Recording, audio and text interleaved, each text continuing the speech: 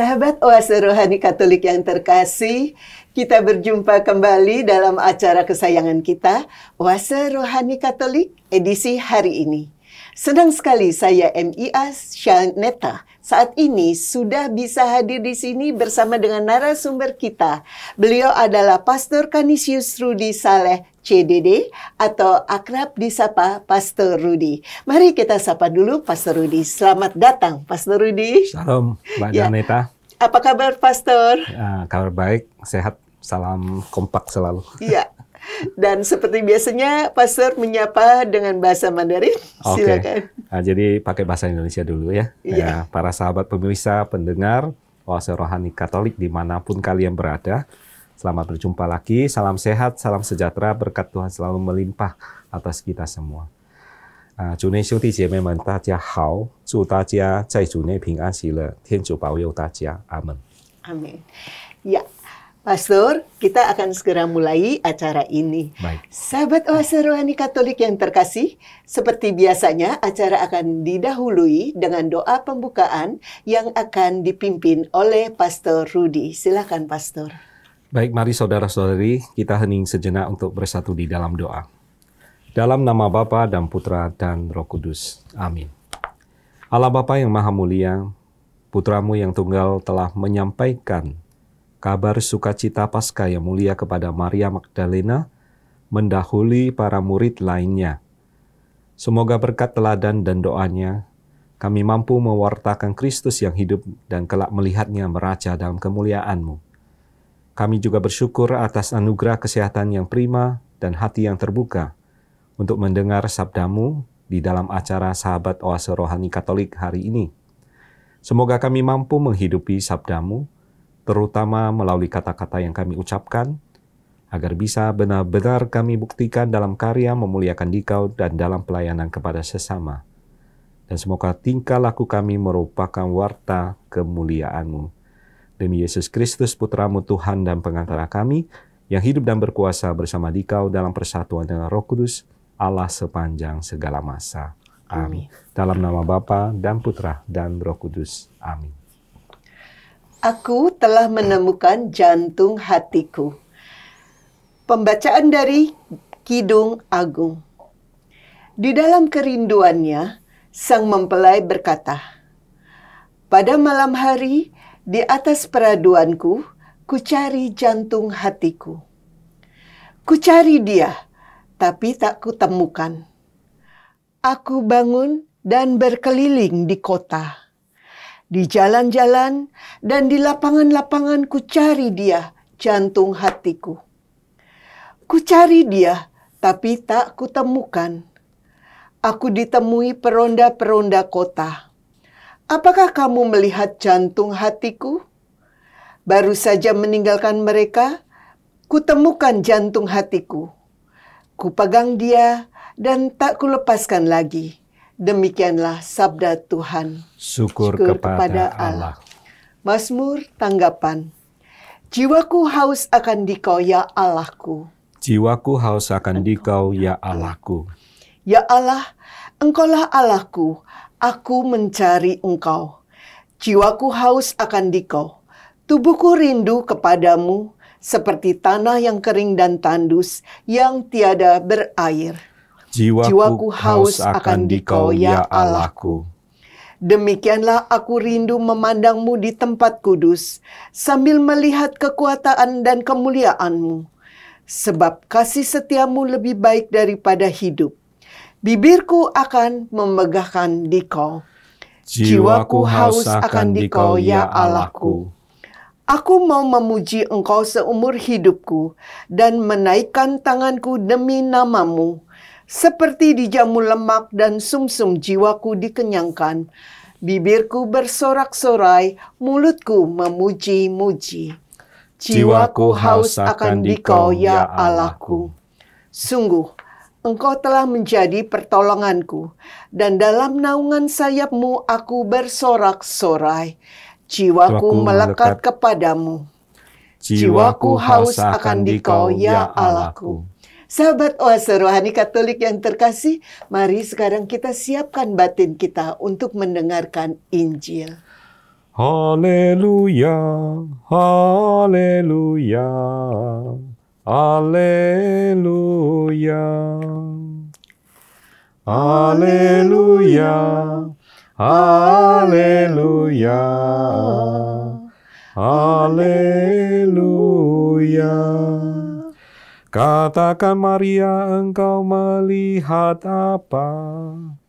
Wajah Yesusku yang hidup, sungguh mulia hingga aku takjub.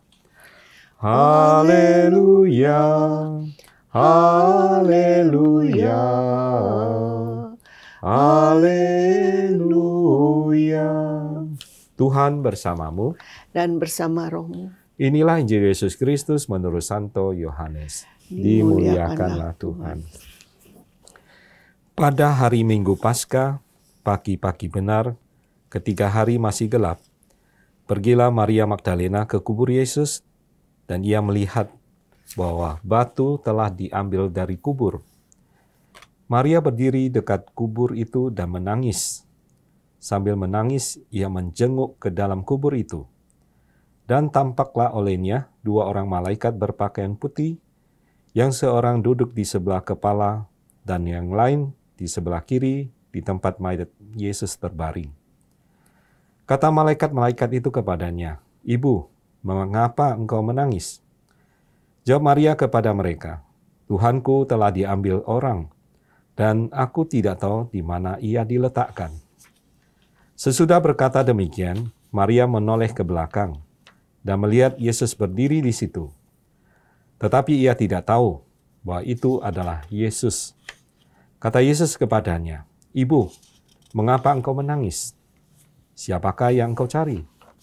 Maria menyangka orang itu adalah penunggu taman, maka ia berkata kepadanya, "Tuan, jikalau Tuan yang mengambil dia, katakanlah kepadaku di mana Tuan meletakkan dia, supaya aku dapat mengambilnya." Kata Yesus kepadanya, "Maria."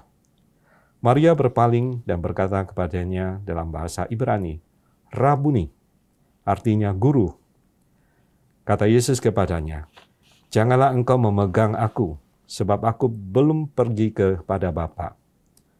Tetapi pergilah kepada saudara-saudaraku dan katakanlah kepada mereka bahwa sekarang aku akan pergi kepada Bapakku dan Bapamu, kepada Allahku dan Allahmu." Maria Magdalena pergi dan berkata kepada murid-murid, "Aku telah melihat Tuhan," dan juga bahwa Tuhanlah yang mengatakan hal itu kepadanya. Demikianlah sabda Tuhan. Terpujilah Kristus.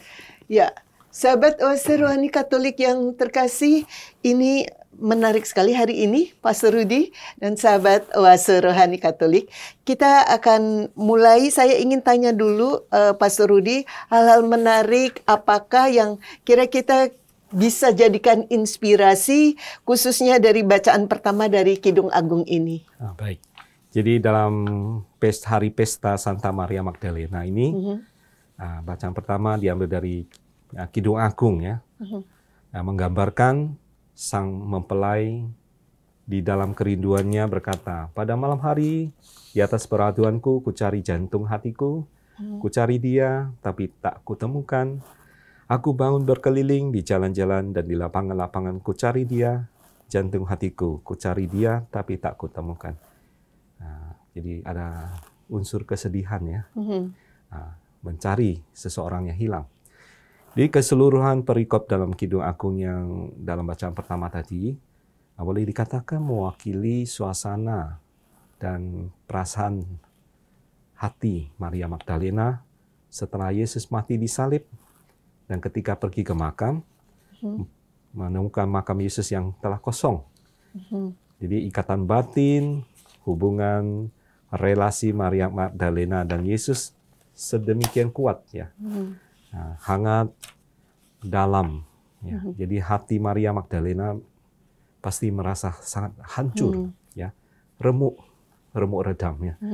Ketika melihat menyaksikan Yesus, idolanya, andalannya, naungannya mati disalib. Ya. Nah, jadi Yesus bagi Maria Magdalena demikian berarti bagi hidupnya. dan tak tergantikan oleh apapun dan siapapun. Nah, sesudah Yesus dimakamkan, ia mencarinya ke kubur. Nah, ketika Yesus tiada lagi di kubur, ia kebingungan, bahkan sempat menuduh penunggu taman mengambilnya. Ya. Seperti yang kita dengarkan tadi ya. Kita kerap kali juga kehilangan kasih ya, kesabaran, kesetiaan, bahkan kehilangan Yesus dalam iman kita. Ya. Nah, jadi namun kita tidak tergugah untuk segera menggapainya kembali. Ya. Maka pada pesta Santa Maria Magdalena ini kita diajak untuk merenungkan diri dan iman kita dan hidup kita. Ya. Jadi apakah hati kita merindukan Tuhan, dan karena itu kita tergerak untuk mencari sampai menemukan Tuhan kembali. Ya.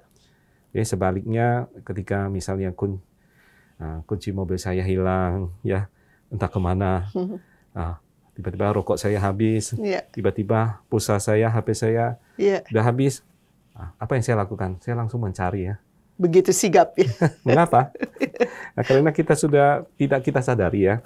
Kita sudah direbut oleh kunci mobil, HP, rokok dan sebagainya. Di hati kita sudah tertambat kepada mereka ya. Jadi Maria Magdalena mencari Yesus hingga ke liang kubur ya, karena hatinya sudah tertambat pada Yesus. Nah, betapa sering kita menghilang dari Yesus ya, hadapan Tuhan Yesus. Maka mari kita dalam perayaan hari ini, kita mohon Tuhan Yesus ya, untuk menarik kita kembali, menarik kita segera setiap kali ada godaan ya, untuk menghiraukan Dia. Pastor Rudi, sebelum kita lanjut, saya justru ingin sedikit menggali siapa sih sebetulnya Maria Magdalena ini, karena banyak kisah-kisah di luar sana yang nggak selamanya simpang siur. Boleh mungkin tolong dibagikan apa yang Pastor ketahui. Ya, baik. Jadi Maria Magdalena ini ya adalah seorang perempuan yang ditolong Yesus ketika Yesus mengusir 7 iblis dari dirinya ya. Jadi dia pernah kerasukan setan. Jadi nama Magdalena itu kemungkinan besar menyatakan kalau dia itu berasal dari Magdala, ya, kota di sebelah barat daya Laut Galilea. Ya. Jadi setelah Yesus mengusir 7 iblis dari dirinya, dia menjadi salah satu pengikut Kristus. Ya. Nah. Jadi Maria Magdalena selalu dikaitkan dengan seorang perempuan yang terkenal sebagai seorang pendosa, ya, yang mencuci kaki Yesus. Kita bisa lihat di Lukas bab 7 ayat 37. Sebenarnya tidak ada dasar yang alkitabiah untuk hal ini. Nah, kata Magdala memang mempunyai reputasi sebagai tempat pelacuran ya pada waktu itu.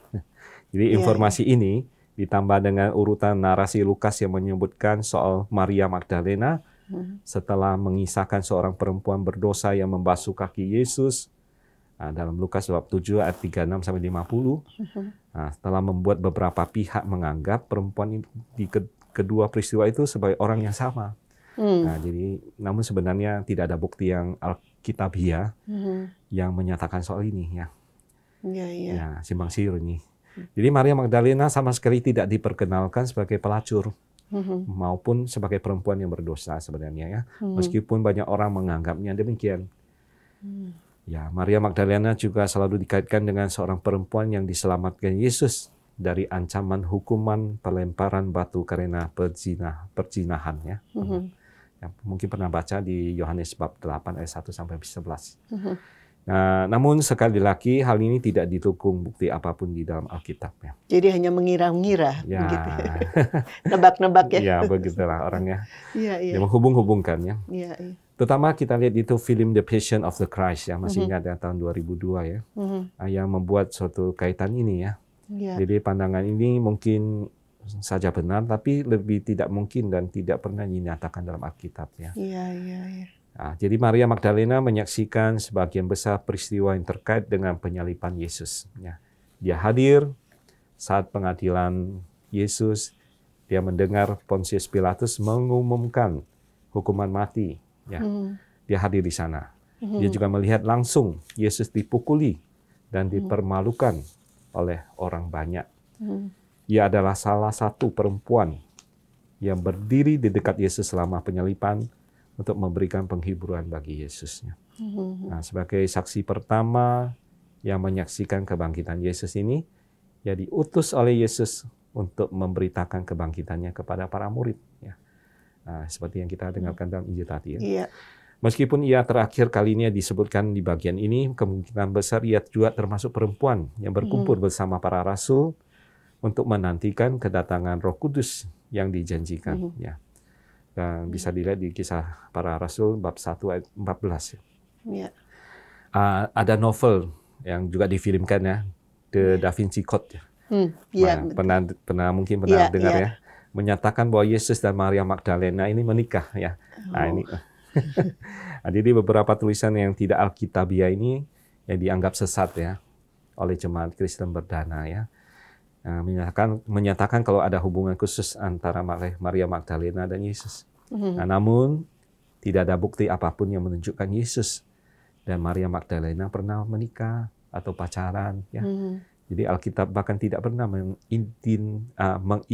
mengindikasikan. Ya. Iya. Tidak ada sama sekali ya. Coba kita lihat. Iya.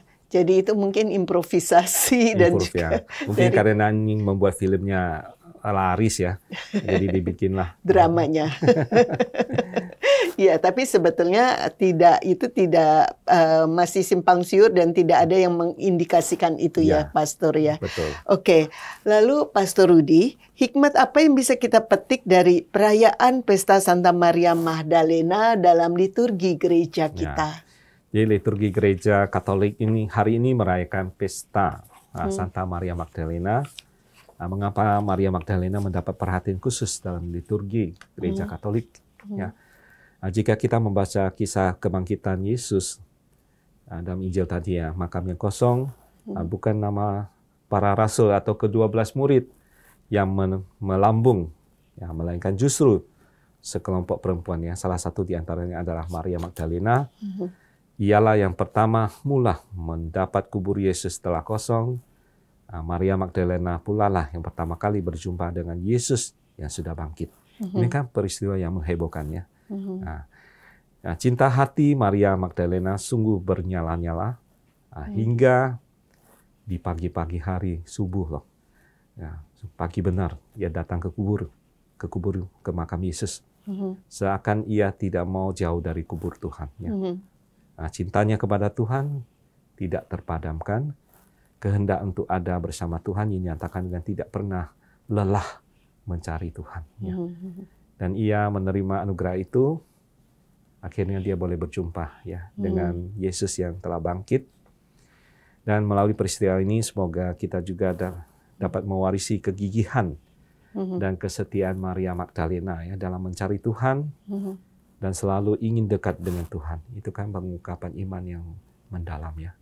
Selalu mencari dan juga ingin dekat dengan Tuhan. Iya. Nah, kini kegigihan, kesetiaan iman itu kita ditantang sebenarnya ya, dan kita semua diuji. Nah, semoga kesaksian hidup Maria Magdalena menginspirasi hidup iman kita juga. Iya, tadi kan sempat dikatakan oleh Pastor bahwa ya orang zaman kini banyak lah kalau pulsa habis, ya kalau kunci ketinggalan, begitu sibuk gigih ya mencarinya. Dan ini nampaknya juga kurang nampak kalau dalam hal mencari Tuhan. Ya. Nah, sekarang kan seringkali ini masih banyak lah di sekeliling kita yang kelihatannya menjalankan ritual agama, tapi sebetulnya kurang menyikapinya sebagai satu tadi, mencari Tuhan dalam kecintaan seperti Maria Magdalena. Nah, mungkin ada yang bisa Pastor sharingkan terkait kebiasaan ini. Ya, saya melihat sih yang banyak orang yang karena aktif ya di gereja, mengikuti berbagai kegiatannya, kerohaniannya, tapi sebenarnya imannya tidak mendalam gitu ya. Mungkin mengikut karena ingin tampil ya, ya ingin ya ikut-ikutan saja, ada yang begitu, ada yang ingin show gitu ya. Mungkin ada juga yang tidak demikian, ada yang memang sepenuh hati ya mengikuti, mengekspresikan imannya melalui kegiatan di dalam gereja kita. Jadi ada beberapa mungkin ya di antara kita yang tidak menyadari ya sebenarnya mereka ini menghadapi masalah begitu kan, ya kurang menyadari lah ya istilahnya, iman mereka itu tidak mendalam ya, mengikuti asal mengikuti, tetapi tidak menghayati sepenuhnya begitu. Ya, ada kalimat penting di sini, mengikuti tapi tidak menghayati ya Pastor ya. Nah Pastor, bagaimana dong supaya kita itu bisa lebih meniru semangat Maria Magdalena ini dalam mencari Tuhan? Kira-kira resep-resep simple apa yang bisa disarankan? Ya, hari ini kita sungguh bersyukur ya, melalui sabda Tuhan yang kita dengarkan ya, melalui perayaan Maria Magdalena ini, semoga kita juga ya disadarkan ya, artinya dibangunkan ya, dari keterpurukan kita selama ini mungkin kurang menyadari, menghayati iman kita dengan baik ya, menjalani ritual hanya menjalani, tetapi tidak menghayatinya dengan baik. Ya moga-moga lah melalui sabda Tuhan hari inilah ya kita diingatkan untuk melaksanakan. Karena ini semua tergantung kembali kepada pribadi kita masing-masing, yang tekun, giat dalam mengimani Tuhan kita Yesus Kristus ya, menjalani ibadah dengan penghayatan yang tinggi. Gitu. Dan tadi ada yang menarik ya, bahwa Maria Magdalena begitu fokus mencari dan akhirnya ia mendapatkan juga pahalanya. Betul ya Pastor ya. Jadi sebetulnya kalau kita juga layak untuk meniru gitu ya Pastor ya. Nah itulah yang menjadi contoh ya bagi kita teladan Maria Magdalena ini, sebagai contoh iman, teladan iman ya bagi kita yang mungkin selama ini kurang menyadari ya, memfokuskan diri penghayatan iman kita kepada Tuhan Yesus. Iya. Ya Pastor Rudi, masih banyak nih yang ingin saya tanyakan, tapi sayang kita harus jeda sejenak ya Pastor. Ya nanti kita lanjutkan lagi. Sahabat Oase Rohani Katolik yang terkasih, kami masih akan kembali setelah jeda berikut. Jangan kemana-mana, tetaplah di tempat Anda.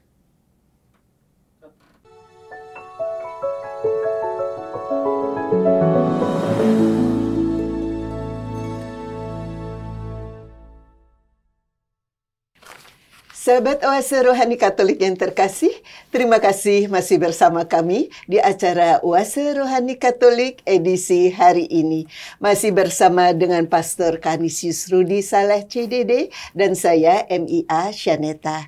Bagi Anda yang ingin mengirimkan saran atau kritik, kami persilakan menghubungi kami di alamat email kami orkaj2021@gmail.com atau melalui nomor WhatsApp di 0881 0251 33438.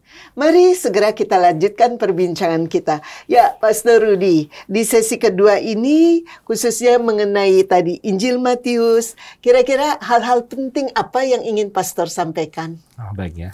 Ya hari ini gereja merayakan pesta Santa Maria Magdalena ya. Selain Maria, Ibu Yesus dan Elizabeth, Ibu Yohanes Pembaptis, pribadi Maria Magdalena juga memperlihatkan kepada kita bagaimana menjadi seorang pengikut Kristus yang sejati. Ya.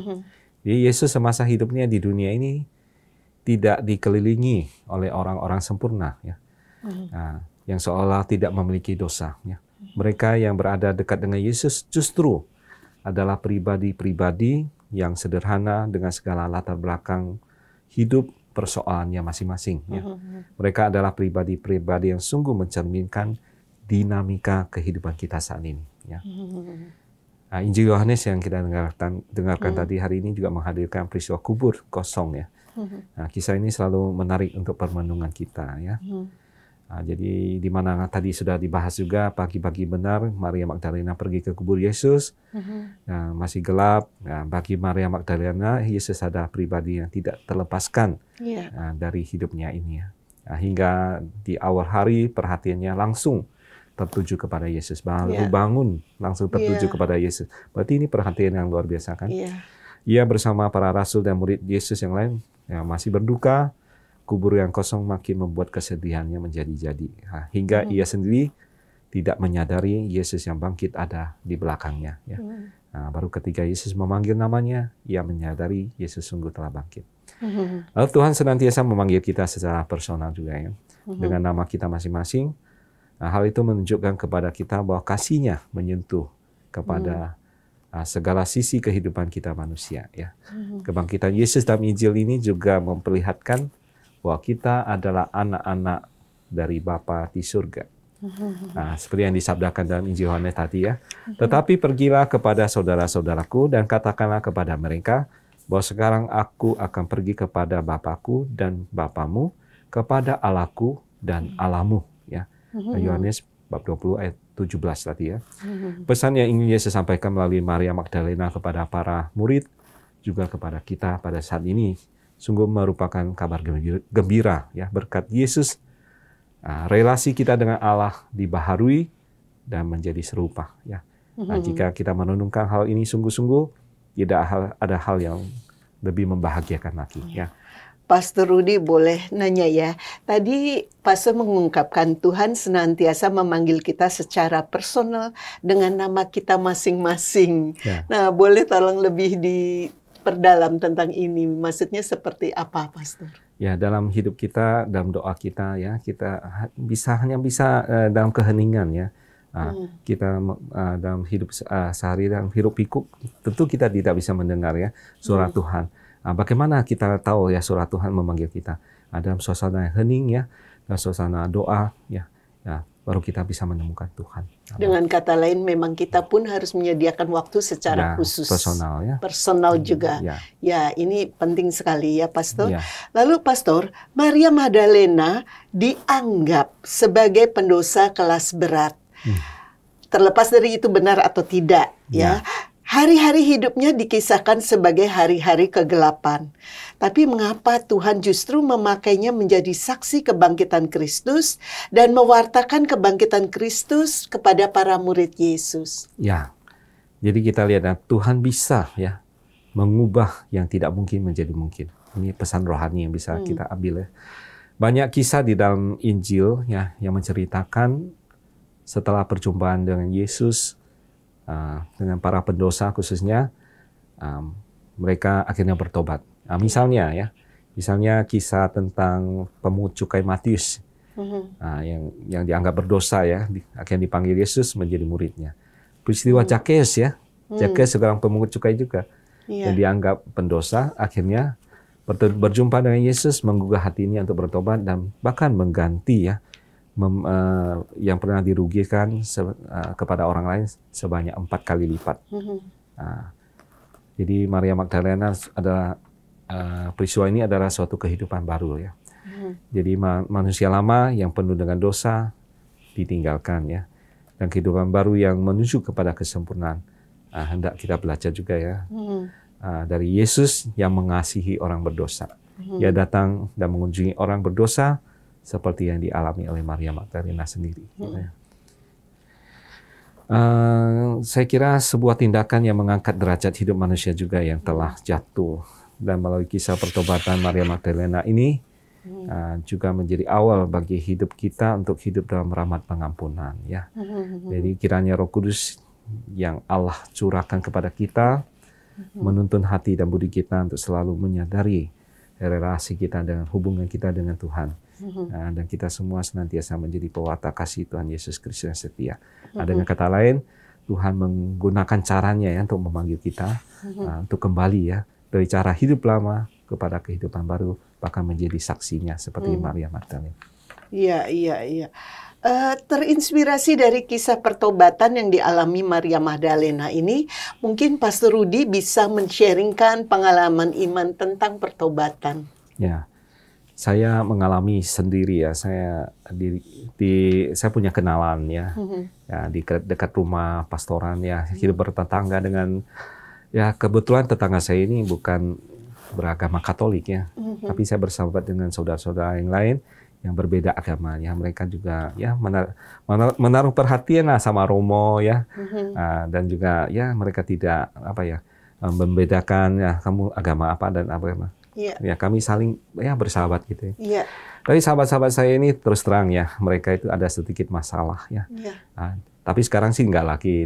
Dulunya mereka ada yang suka ya terjerumus ke narkoba ya, berjudi dan lain sebagainya ya. Ya, masa-masa lalu mereka. Jadi ada yang masih ya, beberapa yang ya suka mabukan, minum-minum gitu ya. Tapi selama saya bersama mereka ya, ada dalam kutip teman-teman kenalan saya itu ya, yang memang punya kebiasaannya minum-minum, mabuk.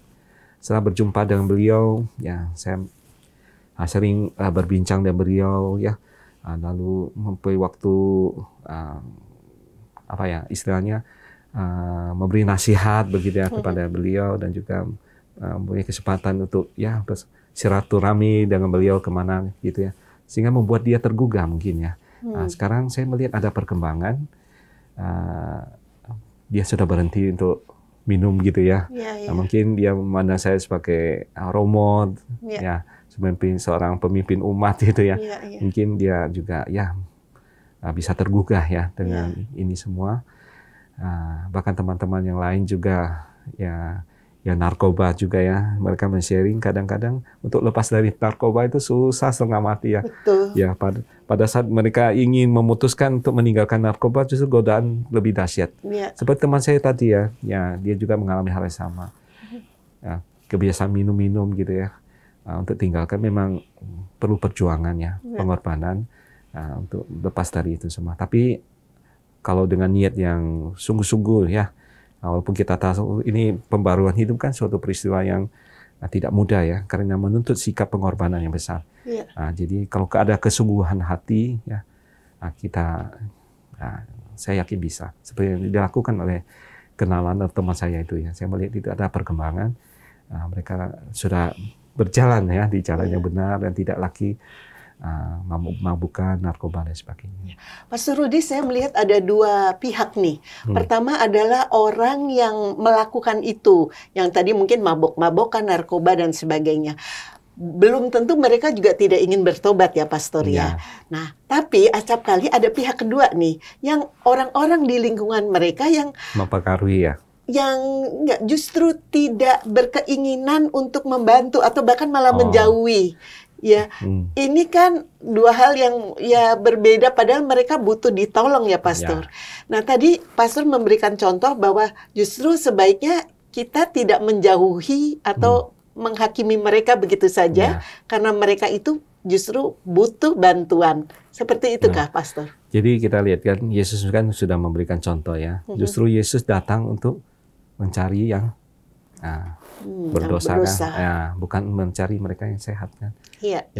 Jadi contoh inilah ya, mungkin teladan Yesus ini menjadi inspirasi bagi saya dan juga teman-teman ya, untuk ya memperhatikan lah ya saudara-saudara kita yang memang dalam kesusahan. Bukan berarti mereka tidak mau ya, tidak mau lepas dari masalah mereka sekali. Ya. Justru kita harus bertindak ya, artinya menolong mereka ya, memberi perhatian ya.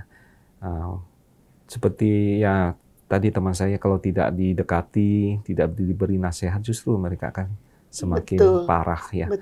Nah, dengan berteman dengan sikap yang wajar lah ya, yang menganggap mereka sebagai teman, bukan pendosa ya, menganggap mereka sebagai teman, mereka malah tergugah ya, tergugah. Oh, dia mau bersahabat dengan saya. Seperti Yesus datang kepada orang pendosa kan bukan menghakimi. Oh, kamu jangan begini, jangan begitu. Kamu adalah pendosa, kamu tidak mau melakukan ini. Nah, kita dekati dengan cara yang ya berbeda gitu ya. Justru memang ya, Pastor, kalau kita lihat tadi, orang yang perlu kita bantu sekeliling kita itu tidak hanya orang yang kesulitan finansial ya, Pastor ya. Itu biasanya orang dengan suka hati ya menolong. Tapi justru banyak orang yang justru sangat butuh bantuan. Misalkan mereka-mereka yang terjatuh tadi ya, Pastor ya. Dan karena itu diharapkan dari kita pun mau membuka diri, memberikan perhatian. Seperti itu, Pastor ya. Bahkan lintas agama ya. Lintas agama. Jadi jangan cuek atau bahkan karena itu narkoba jadi dijauhin semua tanpa kita ini. Lalu ada lagi nih, Pastor. Kan seringkali dengan perkembangan teknologi, dengan sekarang medsos yang begitu hebatnya, seringkali penghukuman atau penghakiman itu cukup dilakukan dengan jari, Pastor. Dalam hitungan detik. Nah, itu ya, terus kadang tanpa sadar kita ngelihat, karena biasanya yang dikirimkan itu kan heboh gitu. Terus orang cenderung untuk cepat memforward, memberitahu kalau perlu jadi orang pertama nih yang memforward ke grup lain. Nah, apa yang bisa Romo Pastor sarankan mengenai hal ini? Terus terang dulu saya juga ya sering ya mengirim-ngirim berita ya. Ada berita begini ya, harus cepat dihindari ya. Misalnya apa ya kemarin tuh berita yang belum tentu benar ya. Saya lupa kemarin.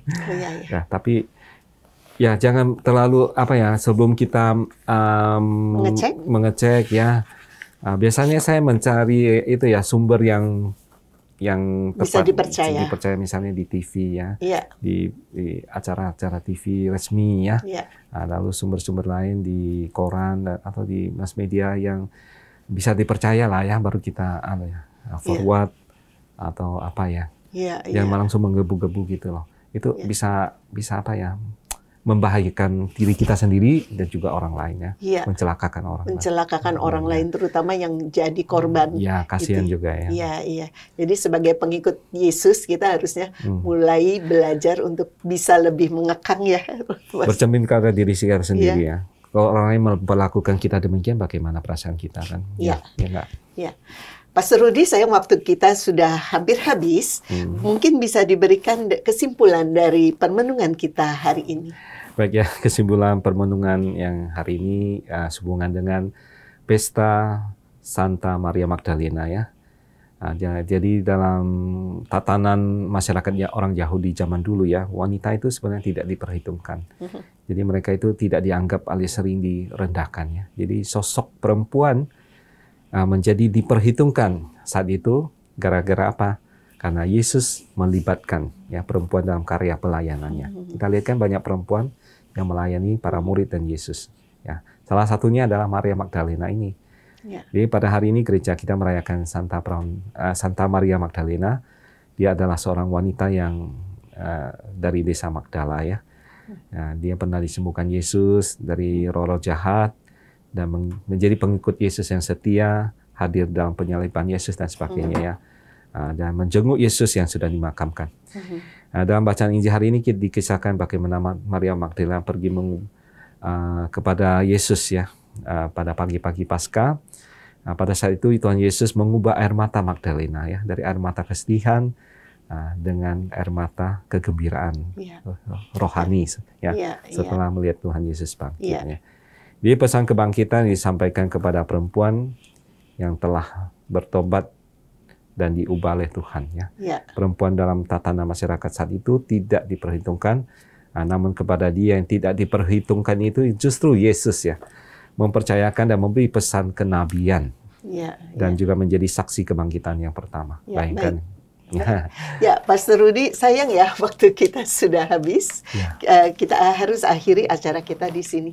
Sahabat Oase Rohani Katolik yang terkasih, sampailah kita di penghujung acara dan acara ini akan ditutup dengan doa dan berkat melalui Pastor Rudi. Silakan Pastor. Baik, mari kita kembali bersatu dalam doa. Dalam nama Bapa dan Putra dan Roh Kudus. Amin. Allah Bapa yang Maha Mulia, kami kembali bersyukur kepadamu atas segala penyertaan dan bimbinganmu di dalam menghayati sabdamu melalui acara Sahabat Oase Rohani Katolik hari ini. Curahkanlah ke dalam hati kami kasih yang hangat dan setia, seperti kasih Maria Magdalena. Semoga kami menjadi murid yang selalu setia kepada Yesus Kristus, Sang Guru sejati, yang menuntun kami menuju kehidupan abadi. Sebab Dialah Tuhan dan pengantara kami, yang hidup dan berkuasa kini dan sepanjang segala masa. Amin. Tuhan bersamamu dan bersama rohmu.